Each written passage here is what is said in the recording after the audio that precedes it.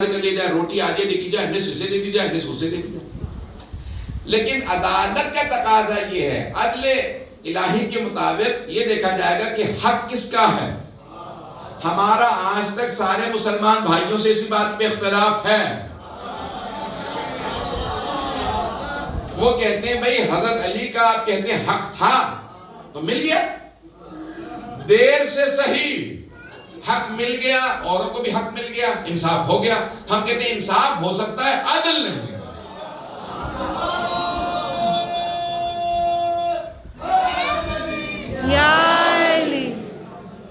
بات پہنچ رہی ہے نا؟ یہ عدل نہیں ہے کہ جس کا حق ہو اسے نہ ملے. وضع الشیء فی محلہ، کسی بھی شے کو اسی کی جگہ پہ رکھنا، یہ ہے عدل. جس کا جو حق ہو اسے ملنا، یہ ہے عدل. بہت سے کہتے ہیں کہ نہیں، اللہ جو چاہے جیسا کرے وہی عدل ہے. چاہے تو کسی اچھے کو جہنم میں ڈال دے، کسی برے کو جنت میں ڈال دے. نہ جانے کس برے کو جنت میں پہنچانا چاہ رہے ہیں.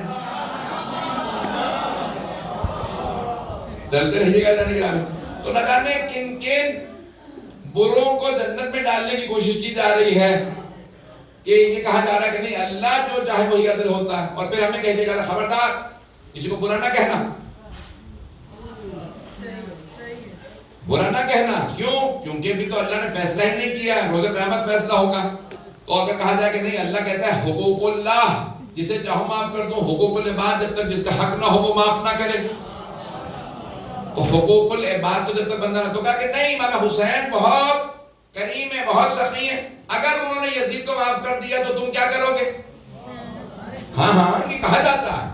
وہ سب کے سب پلٹ کے کہتے ہیں اگر امام حسین نے یزید کو معاف کر دیا تو تم تو لعنتیں کرتے رہے ہو، تم کہاں کھڑے ہوگے؟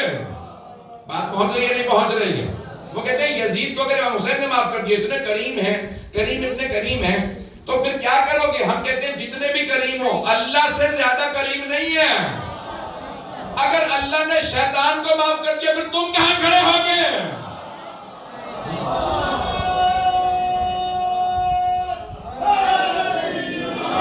اور اللہ نے اصول کا یہ قرآن کریم میں دیا ہے کہ جو برے ہیں انہیں برا کہا جائے، جو اچھے ہیں انہیں اچھا کہا جائے. یہ اللہ کی روش ہے. جہاں علامہ اقبال کہتے ہیں کہ موسیٰ و فرعون و شبیر کے ساتھ یزید رہا، میں نے نہیں کہا، اقبال نے کہا ہے.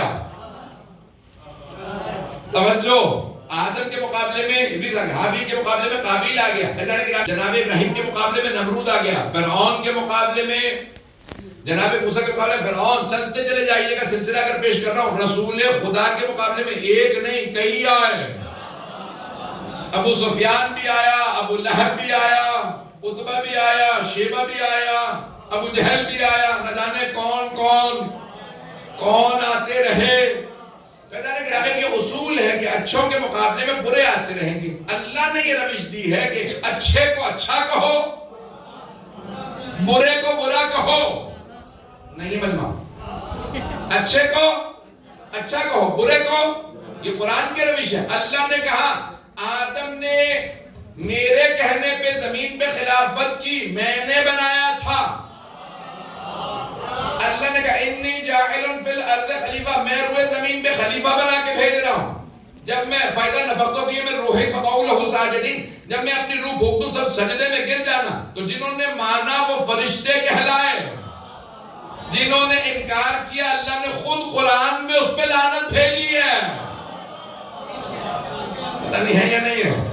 اللہ نے کہا اِنَّ عَلَيْكَ لَعْنَتِي إِلَى يَوْمِ الدِّينِ، میری قیامت تک تجھ پہ لعنت کہ تو نے میرے بنائے ہوئے کا انکار کیا. توجہ، اب جناب نوح کے مقابلے میں بھی جو آیا اللہ نے دوبارہ، جناب ابراہیم کے مقابلے میں جو آیا اس پہ بھی اللہ نے لعنت کی. جناب موسیٰ کے مقابلے میں ایک اور اصول بتا دوں یہاں، اس سے پہلے کہ نتیجہ پیش کروں. عزیزان گرامی، جو اللہ کے بنائے ہوئے ہوتے ہیں، اللہ نے اصول یہ دیا ہے کہ یاد رکھو انسان جیسا بھی ہو، پیشوا صحیح ہو تو انسان بخشا جاتا ہے، لیکن اگر پیشوا اچھا نہ ہو تو انسان جتنا بھی اچھا ہو بخشا نہیں جائے گا. آپ کی خاموشی بتا رہی ہے میں بات نہیں پہنچا سکا. بھئی فرعون کے ساتھ جتنے لوگ تھے سب برے نہیں تھے، اچھے بھی تھے. بڑے بڑے نیک لوگ بھی تھے فرعون کے ساتھ، نیک لوگ بھی تھے، جناب موسیٰ کے ساتھ سب اچھے نہیں تھے، لیکن کیونکہ پیشوا موسیٰ تھے سب نیل پار کر گئے، اور فرعون کے ساتھ اچھے بھی تھے غرق ہو گئے، کیونکہ پیشوا فرعون تھا۔ پہلے قبلہ تو درست کر لو، بعد میں کردار درست کرنا۔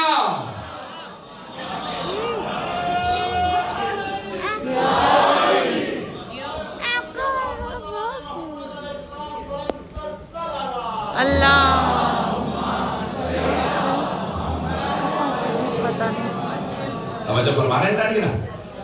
جب تک کہ پیشوا صحیح نہ ہو تب تک انسان جتنا بھی با کردار و جہنمی ہے، جب انسان کا پیشوا صحیح ہو جائے تو کردار میں خود بخود ترقی آتی چلی جائے گی، اس کے اندر خود بخود انسان اپنے آپ کو صحیح اصلاح کرتا چلا جائے گا۔ پیشوا ہی درست نہ ہو، جتنے بھی پیشوا آتے رہے تو اللہ نے قانون دے دیا کہ اللہ والے جتنے بھی ہوں گے اللہ ان پہ رحمتیں نازل کرے گا، اور جو اس کے دشمنوں کے ماننے والے ہوں گے اس پہ اللہ نازل کرتا ہے۔ اب آئیے ذرا میں چند اصول جلدی اور پیش کر دوں۔ چھٹے امام علیہ السلام سے پوچھا کہ مولا جہنم کے متعلق بتائیے کہ کیسے؟ کہ مولا نے کہا 8 افراد جہنم کے بدترین گڑھے میں ہوں گے، 4 گزشتہ امتوں سے، 4 اس امت سے۔ اس امت والے تو نہیں بتاؤں گا، وہ کسی اور موقع میں انشاءاللہ۔ گزشتہ امتوں والے سن لیجیے اگر سننا چاہیں۔ اور مولا نے فرمایا کہ جو گزشتہ امتوں کے 4 ہیں ان میں پہلا ہے قدار، غدار شاید وہیں سے نکلا ہے، تو قاف سے قدار، جس نے جناب صالح کی اونٹنی کا کوہان کاٹا۔ تو مولا نے کہا کہ بدترین جہنم کے گڑھے میں جو 4 گزشتہ امتوں کے ان پہلا قدار، دوسرا نمرود خلیل خدا کو آگ میں ڈالا تھا، تیسرا فرعون، اور کہا چوتھا، مولا چوتھا کون ہوگا گزشتہ امتوں میں سے؟ تو آپ نے فرمایا جان پال فرسٹ، جو عیسائیوں کا پہلا پوپ تھا۔ کہا مولا وہ کیوں؟ کہا وہی تو ہے جس نے کہا عیسیٰ ابن اللہ ہے، اللہ کے بیٹے ہیں۔ کہا دنیا میں سب سے زیادہ آج بھی 30% سے زیادہ عیسائی ہیں، دنیا میں تقریباً 1/3 آبادی عیسائی۔ کیا کہتے ہیں؟ عیسیٰ اللہ کے بیٹے ہیں، جیسس کرائسٹ کہتے ہیں عیسیٰ اللہ کا بیٹا۔ کیوں؟ جان پال نے کہا تھا، جس نے مخالفت کی اس نے کہا اس کو مار دو۔ اسے کیا پتا کہ حضرت عیسیٰ، کہا کہ نہیں حضرت عیسیٰ خود کہتے تھے میں اللہ کا نبی ہوں، بندہ ہوں، بیٹا نہیں ہوں۔ کہا نہیں وہ بیٹے ہیں، اسے مار دو۔ کہا ساری امت کو گمراہ کر دیا، سارے عیسائیوں کو گمراہ کر دیا۔ عیسائیوں کی بنیاد اس پہ ہے کہ اللہ کا بیٹا مانا جائے۔ امام نے فرمایا اس لیے جہنم کے بدترین گڑھے میں ہوگا۔ کہا اس نے اللہ سے توحید سے دور کیا، اس لیے جہنم کے بدترین گڑھے میں۔ کہا اس امت کے بھی 4 افراد جنہوں نے آل محمد سے لوگوں کو دور کیا۔ بات پہنچ رہی ہے نا کہ کئی مرتبہ ہمیں یہ کہہ دیا جاتا کہ نہیں برا نہ کہو، نہیں، ائمہ علیہ السلام نے کہا ان کے سامنے برا نہ کہو تاکہ فتنہ فساد نہ ہو، لیکن اگر تمہارے دلوں میں اچھوں کے لیے اچھائی نہ ہو اور بروں کے لیے برائی نہ ہو تو سمجھ لو تمہاری شفاعت نہیں ہوگی۔ مجھے نہیں معلوم بات پہنچ رہی ہے نہیں پہنچ رہی؟ اللہ گرامی سمجھوتا نہیں ہے بروں پہ، یہ کبھی بھی اپنا عقیدہ نہ بدل لیجیے گا کہ کہیں کہ انسان جو ہے وہ ہمارا ہم بروں کے لیے نرم گوشہ رکھیں۔ نرم گوشہ سمجھتے ہیں نا، ایک سافٹ کارنر رکھنا، نرم گوشہ رکھنا۔ تو بروں کے لیے برا ہمیشہ سوچنا یہ بہت ضروری ہے کہ انسان کبھی کسی برے کو اچھا نہ سمجھے۔ تو عدل الہی کیا؟ ہم کہتے ہیں کہ جو کچھ اچھا، وما ربک بظلام للعبید، قرآن کی آیت جو میں نے عنوان قرار دی ہے، اے میرے حبیب آپ کا رب اپنے بندوں پہ کبھی ظلم نہیں کرتا، ظلم نہیں کرتا، اللہ ظلم نہیں کرتا۔ ظلم کی ڈیفینیشن کیا ہے؟ وہ کہتے ہیں کہ ظلم کسی کو اس کا حق نہ دینا، یہ ظلم ہے۔ کسی کو اس کا حق نہ دینا ظلم ہے۔ عزیزان گرامی، یا جہالت کی وجہ سے ظلم ہوتا ہے یا مجبوری میں حق ادا کر نہیں سکتا تھا اس لیے حق نہیں دیا۔ اگر اللہ کو کوئی مجبور سمجھے تو وہ قدیر نہیں سمجھتا، اگر وہ قدیر ہے تو کبھی ظلم نہیں کرے گا۔ تو مجبور ظلم کرتا ہے یا جاہل؟ اللہ اگر کوئی جاہل سمجھے تو وہ علیم نہیں سمجھتا۔ پتہ نہیں بات پہنچا پا رہا ہوں میں؟ وہ قدیر بھی ہے، وہ علیم بھی ہے۔ قدیر کا تقاضا یہ کہ مجبوراً ظلم نہیں کرے گا، علیم کا تقاضا یہ کہ جہالت میں ظلم نہیں کرے گا۔ کچھ لوگ پڑھے لکھے نہیں ہوتے اس لیے بیوی کا حق ادا نہیں کیا، بچوں کا حق ادا نہیں کیا، کچھ مجبور ہوتے ہیں۔ میں دور تھا، حق ادا نہیں کر سکا۔ نہ اللہ دور ہے، نہ مجبور ہے، نہ جاہل ہے۔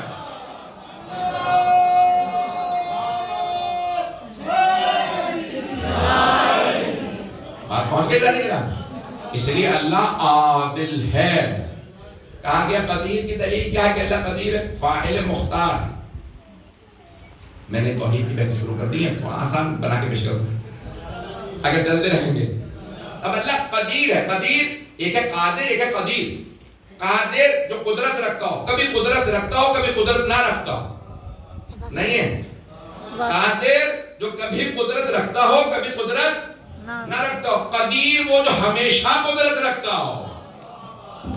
اللہ قدیر ہے، ان اللہ علی کل شیء قدیر، بے شک اللہ ہر چیز پہ قدرت رکھتا۔ اب تفصیل میں نہیں جا سکتا۔ دوسرے ہے علیم، عالم نہیں، علیم، عالم جو کچھ جانتا ہو کچھ نہ جانتا ہو، علیم جو سب کچھ جانتا ہو۔ اللہ علیم ہے۔ قدر گرامی بھی ہم پیش کر رہا ہوں آپ کی خدمت میں کہ اللہ قدیر ہے۔ قدیر کا مطلب ہے فاعل مختار۔ فاعل یعنی ڈوئر، انجام دینے والا، کسی کام کے کرنے والا۔